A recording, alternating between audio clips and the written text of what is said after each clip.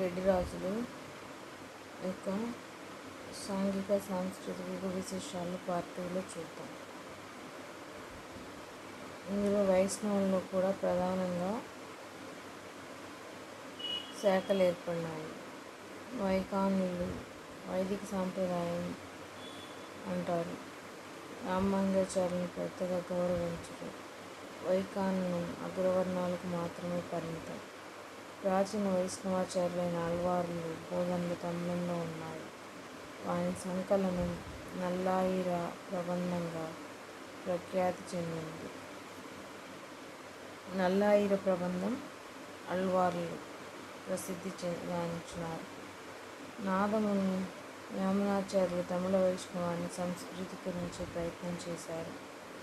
ప్రస్థాన త్రయానికి సంస్కృతంలో భాష్యం రాసి ప్రబంధ వైష్ణవానికి వైదిక విధానానికి సమన్వయంగా రామానుజాచార్యులు శ్రీ వైష్ణవాన్ని రూపొందించారు. రామానుజుని అనంతరం అనతి కాలానికి శ్రీ వైష్ణవం తెంగల, వడగల శాఖలుగా చీలిపోయింది. తెంగల శాఖ వారు తమిళ ప్రబంధ సంప్రదాయాన్ని అనుసరించే ఉదారవాదులు. వడగల శాఖకు వేదాంతి దేశికుడు నాయకుడు. వీరిది సంస్కృత సాంప్రదాయం. శైవ వైష్ణవాల మధ్య భిన్న సాంప్రదాయాల మధ్య వివాదాలు జరుగుతుండేవి. పద్మనాయకుల ఆస్థానంలో శాకల్య మల్లభట్టుకు పరాశర భట్టుకు వివాదం జరిగింది. ఎవరి ఆస్థానంలో? పద్మనాయకుల ఆస్థానంలో. విద్యారణ్యకు ద్వైత పీఠాధిపతి అయిన అక్షోభ్య తీర్థులకు వివాదం జరిగిందని వైష్ణవ సాంప్రదాయ గ్రంథాలు చాటుతున్నాయి. నాచన సోముడు పరిహాసాస్పద వాదమోద మదిరాపానంబున్ మత్తులై హరిమేలంచు అరుండు మేలంచు అంటారని విచారిస్తాడు నాచన సోముడు. శ్రీశైలంలో ఘంటామఠం, విభూతి మఠం, కలుమఠం, భిక్షావృత్తి మఠం మొదలైనవి ఉండేవి. సమాజం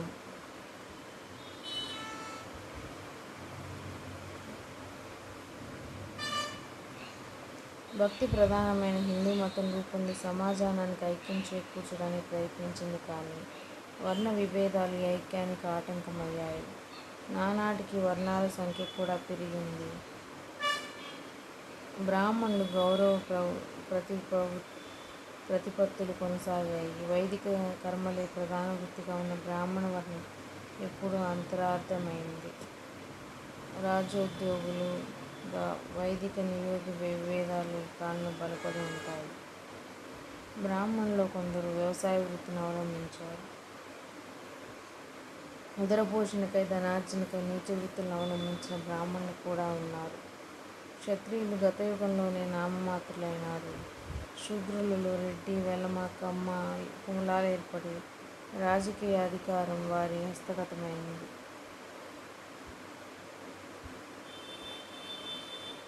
వైశ్యులకు వ్యాపార వాణిజ్యాలు ముఖ్య వృత్తులు. విదేశీ వాణిజ్యం ద్వారా కోటికి పడగెత్తిన వైశ్యులు పెనుగొండ, కొండవీడు, వినుకొండల్లో ఉండేవారు. పంచాంగాన్ని సంప్రదించినదే ఏ పని చేసేవారు కాదు. శకునాల్లో నమ్మకం ఎక్కువ. వడ్డీ వ్యాపారాలు చేసే మోసాలు నాటి కావ్యాల నుండి తెలుస్తుంది. సమయ నిరాకరణం ఎక్కువైంది. వర్తకంలో మాయోపాయాల ద్వారా వైశ్యులు ప్రజాభిమానాన్ని కోల్పోయారనడానికి కోమటి కొక్కటిచ్చి 10 గొన్నను దోషము లేదు అనే చాటువు నిదర్శనం. ఒక వైశ్యునితో విసిగిన ప్రభువు ఓరి కోమటి ముక్కున నీవెత్తుడు అని ఆరోపించాడు. శిష్టాచార సంపన్నులైన బ్రాహ్మణుల్లో కూడా వేశ్య రంపటత్వం మితిమీరినట్లు శివరాత్రి మహత్యం వంటి గ్రంథాలు సాక్ష్యం. విద్యలు ముఖ్యంగా రెడ్డి రాజులు, పద్మనాయకులు పాండిత్యంలో, సాహిత్య పోషణలో పోటీ పడినారనిపిస్తుంది. విలస శాసనాన్ని బట్టి విప్రులు జ్యోతిష్యం, షడ్దర్శనాలు, శబ్దమీమాంస శాస్త్రాలు, సంగీత సాహిత్యాలు, ధర్మశాస్త్రం, ఆయుర్వేదం మొదలైన విద్యల్లో పరిశ్రమ చేస్తున్నట్లు తెలుస్తుంది. బహుశా సంస్కృతమే రాజభాష అయి ఉంటుంది. కానీ నాటి కవుల్లో అష్టభాషలో కవిత్వం చెప్పడం గొప్పగా భావించేవారు. దేశంలో అరబీ, పారసీక భాషా పాఠశాలలు ఏర్పడి ఉంటాయి.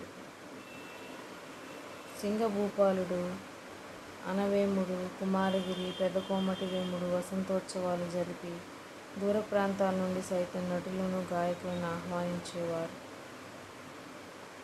కుమారగిరిని కాటైవేముడు నిత్యం నందతినరత్తెనరభై కాంతారై సత్వరోత్సవై సంతానాభ్యుదయ కుమారగిరి భూపాలోత్తమ అన్న వర్ణనలో అసత్యం లేదు. లకుమాదేవి కుమారగిరి మన్ననకు పాత్రురాలైంది. నాట్యంలో కొత్త పద్ధతులు అనేకం బయలుదేరాయి. మార్గరీతి అయిన భరతనాట్యమే కాక గొండ్లి,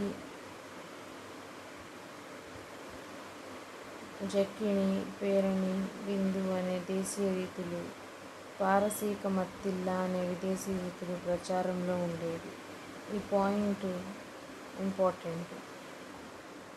గొండ్లి, జక్కిణి, పేరణి, బిందు అనేవి దేశీయ రీతులు, పారసీక మత్తిల్ల అనే విదేశీ రీతులు ప్రచారంలో ఉండేవి. వాయిద్యాల్లో బేరి, జయగంట, వల్లకి, చెక్కి, కాహళము, వంశము, డక్క, హుడుక్క, గర్గరి, గల్లరి మొదలైనవి నాటి వాంగ్మయం పేర్కొంటుంది. వీణల్లో కూడా పలు రకాలున్నట్లు నాటి కళ కూడా చాలా అభివృద్ధి చెందింది. వసంతోత్సవాలు, రథోత్సవాలు ముఖ్యంగా నాటకాలు ఆడేవారు. ప్రమద పురాతన పటు చరిత్రలు, అతను గీతాలు, నాటక వస్తువులు, నటులు సంఘాలుగా ఏర్పడి దేశ సంచారం చేస్తుండేవారు. సంస్కృతం. వీరి ఆస్థానాలలో సంస్కృత భాషకు విశేష ఆదరణ లభించింది. రోలై వేమారెడ్డి ఆస్థానంలో మహాదేవుడై అనే సంస్కృత విద్వాంసుడు, బహుశా విద్యాధికారి, అనవోత అనవేమారెడ్డి కాలంలో బాల సరస్వతి, త్రిలోచనాచార్యులు అనే సంస్కృత పండితులు ఉండేవారని వారి గాన శాసనాలు రచించినారు. కుమారగిరి భరతశాస్త్ర ప్రవీణుడైన వసంతరాజ్యం అనే పేర నాట్యశాస్త్రం రచించినాడు. అతని బావమరిది సేనాని అయిన కాటై వేమారెడ్డి కాళిదాస నాటకత్రయానికి కుమారగిరి రాజ్య అనే వ్యాఖ్యానం రాసినాడు. పెదకోమటి వేముని కొలువు సంస్కృత సరస్వతికి రంగస్థలమైంది. కోమటి వేముడు మహాకవుల్లో ఎన్నదగినవాడు. సంగీత చింతామణి, సాహిత్య చింతామణి, సప్తశతి, సారిటిక, అమరుక కావ్యంపై శృంగార దీపిక అనే వ్యాఖ్య అతని కృతులు. అతని ఆస్థానకవి వామన భట్ట బాణునకు సాహిత్య చూడమని, సాహిత్య సామ్రాజ్య దురంధర, కవి సార్వభౌమ బిరుదులుండేవి. ఇతడు పద్య గద్య నాటక రచనలు ప్రవీణుడు. కనకలేఖ కళ్యాణము, ఉషా పరిణయము, పార్వతీ పరిణయం అనే నాటకాలు, సాల్వాభ్యుదయము, రఘునాథాభ్యుదయము, హంస సందేశం అనే పద్యకావ్యాలు, వేమభూపాల చరిత్ర, దీన్ని వీరనారాయణ చరిత్ర అనే గద్యకావ్యము, శబ్దరత్నాకరము, శబ్దచంద్రిక అనే నిఘంటువులు ఇతని రచనలు. కందుకూరి శివలింగారెడ్డి హరదత్తుని గిరీశశ్రుతి సూక్తిమాలపై తత్వప్రకాశక వ్యాఖ్యానం రచించినాడు. రాజమహేంద్రవరం ఏలిన వీరభద్రారెడ్డి సాహిత్య సంగీత లక్ష భంగి సర్వజ్ఞుడు అని పేరొందినాడు. రాజమహేంద్రవరం ఏలిన వీరభద్రారెడ్డి కూడా సంగీత లక్ష భంగి సర్వజ్ఞుడని పేరొందినాడు. వెలమల ఆస్థానంలో సైతము సంస్కృత సారస్వత సృష్టి విశేషం. అనవోతనేని ఆస్థానంలో పశుపతి పండితుని పుత్రుడైన నాగనా కవి ఉండేవాడు. ఇతడు సంస్కృతంలో మదన విలాస బాణం రచించినాడు. పాండిత్యంలో, భాషా పోషణలో, సాహిత్య సృష్టిలో పెదకోమటి వేముని బుద్ధి అయిన రెండో సింగభూపాలుడు. రసార్ధ సుధాకరం అనే లక్ష గ్రంథం, రత్నపాంచాలిక అనే నాటకం రచించడమే కాక సారంగధుర సంగీతరత్నంపై సంగీత సుధాకరం అనే వ్యాఖ్యానం సమకూర్చినాడు. విశ్వేశ్వరుడు చమత్కార చంద్రిక, అనే అలంకార శాస్త్ర గ్రంథ రచయిత. సింగభూపాలుడు ఇతడు సాహిత్య శిల్పావతారాన్ని వర్ణించినాడు. అప్పయార్యుడు అమరికోశానికి వ్యాఖ్యానం రచించినాడు. సింగభూపాలుని కుమారుడైన రామమాదనేయుడు కూడా గొప్ప విద్వాంసుడు. శ్రీమద్ రామాయణంపై ఇతడు రాగవీయమను వ్యాఖ్యానమును కూర్చున్నట్లు అతని భార్య నాగారం శాసనం వలన తెలుస్తుంది. రేచర్ల సింగమనేని ఆస్థానంలో శాకల్య మల్లుభట్టు అనే విద్వాంసుడున్నట్లు అతడిని అయినాచార్యులు ఓడించినట్లు వైష్ణవ సాంప్రదాయం. శాకల్య మల్లుభట్టు మహాకవి. ఇతడు నిర్దోష్ట్య రామాయణం, ఉదార రాఘవం అనే కావ్యాలు, అవ్యయ సంగ్రహ నిఘంటువు రచించినాడు. ఈ నిఘంటువు చివర తాను చతుర్భాషా కవితా పితామహంకుడని పేరు చెప్పుకున్నాడు. తెలుగు ఆంధ్ర భాషా చరిత్రలో రెడ్డి నాయక యుగం చాలా ముఖ్యమైన ఘట్టం. తెలుగు ఆస్థాన భాష గౌరవానికై సంస్కృతంతో పోటీ పడసాగింది.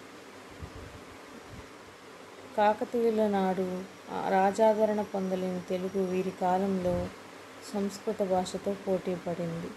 వల్లభామాత్యునిచే దేశ భాషలందు తెలుగు లెస్స అని పలికించింది. శ్రీనాథుడు కోమటివేమని ఆస్థాన విద్యాధికారి కావడంతో తెలుగు భాషా చరిత్రలో నూతన అధ్యాయం ప్రారంభమైంది. విజయనగర ఆస్థానంలో గౌడ డిండిమభట్టు కంచుడక్కను శ్రీనాథుడు పగలగొట్టడం, రాజాస్థానంలో సంస్కృత భాషకున్న అధికార గౌరవాలను విచ్ఛిన్నం చేయడం. శ్రీనాథుని విజయం, ఆంధ్రావాణి విజయం, గుణాఢ్యుని ఓటమితో ప్రాకృతం తిరోగమించి సంస్కృతం రాజభాష అయినట్లే డిండిముని ఓటమితో సంస్కృతం వెనుకంజ వేసి దేశ భాషల ప్రభావం బలపడింది. ఆంధ్ర భాషలో దీన్ని సంధియుగంగా పేర్కొంటారు. ఇది నన్నయ సాంస్కృతిక శైలికి, సోమనాథ తిక్కన్నల దేశీ శైలికి సంగమం. మరొక వైపు పురాణ ప్రబంధ విధానాలకు కూడలి. ఈ సామరస్యాల ఫలితంగా అలంకారికమైన శైలి తయారైంది. ఈ కొత్త శైలికి బీజాలు నాటినాడు ప్రబంధ పరమేశ్వరుడైన ఎర్రాప్రగడ. దోహదం చేసి మహావృక్షంగా రూపొందించిన వాడు శ్రీనాథుడు. ప్రౌఢి బంకింప సంస్కృతి భాష పలుకు నుడికారము ఆంధ్ర భాష అని చెబుతూ వాస్తవానికి తనది కర్ణాటక భాష అంటాడు.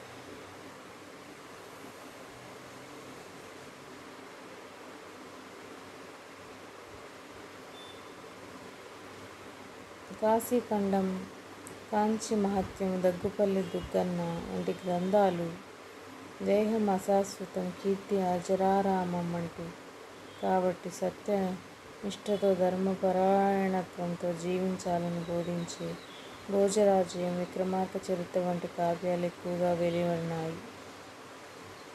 అష్టభాషల మధురాసుని స్తరఛత్ర కవితలు పేర్కొన్నారు. ఘటికాశత గ్రంథకర్తలు బయలుదేరినారు. ఈ సారస్వత గారడీలు రాజ్యసభల్లో వినోదాన్ని ఉద్దేశించినవై ఉంటాయి.